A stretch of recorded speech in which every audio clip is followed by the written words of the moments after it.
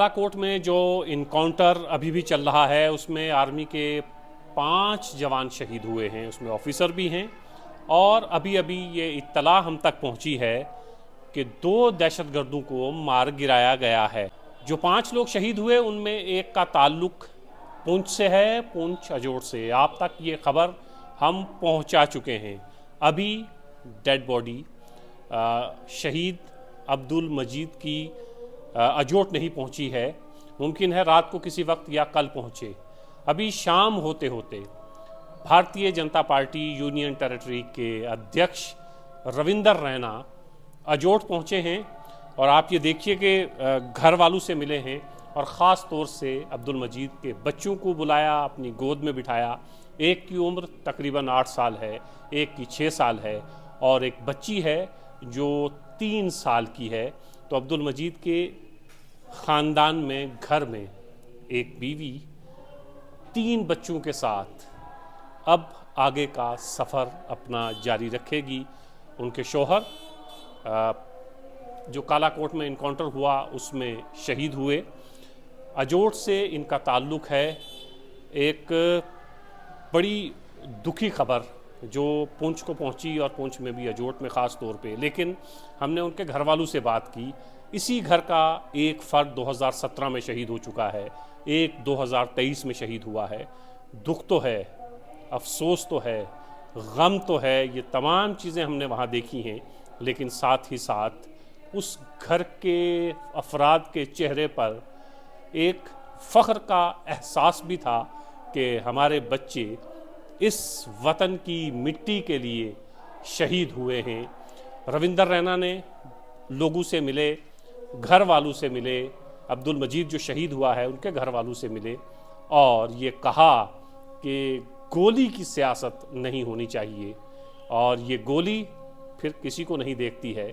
सामने दोस्त हो या दुश्मन कोई भी हो, गोली ने तो उसका सीना पार करना ही है। अब ये 3 बच्चे अब्दुल मजीद की बेवा हैं।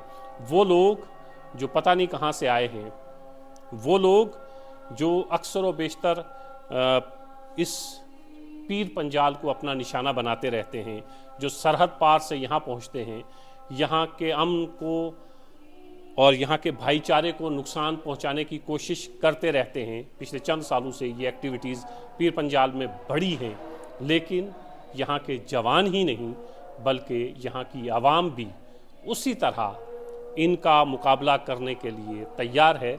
जिस तरह दहशतगर्दी अपने उरूज पर थी, उस वक्त भी ये नापाक कोशिश की गई कि पीर पंजाल में किसी तरह तरीके से वही माहौल बनाया जाए जो कश्मीर का माहौल है। लेकिन ना तो पीर पंजाल की आर्मी, ना पुलिस और ना यहाँ के रहने वाले मकामी लोगों ने उनको इनके नापाक अज़ाइम में कामयाब होने दिया। आगे भी ये सिलसिला चलता रहेगा। आप गोलियां चलाते जाइए, लेकिन हमारे सीने कम नहीं पड़ेंगे। रविंदर रैना ने जो वहाँ पर बातचीत की और जो वहाँ मकामी लोगों से मिले, घर के लोगों से मिले और फिर प्रेस से बात की, उसमें भी रविंदर रैना ने यही सब बातें की हैं कि गोली की सियासत बंद होनी चाहिए।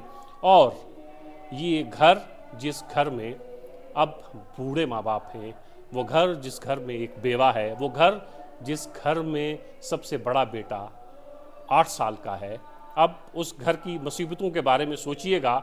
जो लोग ये सरहद पार करके यहाँ के अमन को ख़राब करने की, दहशत फैलाने की कोशिश करते हैं, कभी सोचिएगा कि ये माहौल और ये तमाम चीज़ें अगर आप पर गुज़रें और आपके बच्चे ऐसे ही यतीम हों, आपकी बहन, आपकी बीवी इस तरह बेवा हो, तो फिर आप पर क्या गुजरेगी। वही तमाम चीज़ें अजोट में रहने वाले अब्दुल मजीद के घर पे भी गुजर रही हैं। लेकिन ये एक बच्चा पहले शहीद हो चुका है, दूसरा बच्चा अब शहीद हुआ है और ये शहीद होने का एहसास इस फैमिली को हमेशा ज़िंदा रखेगा।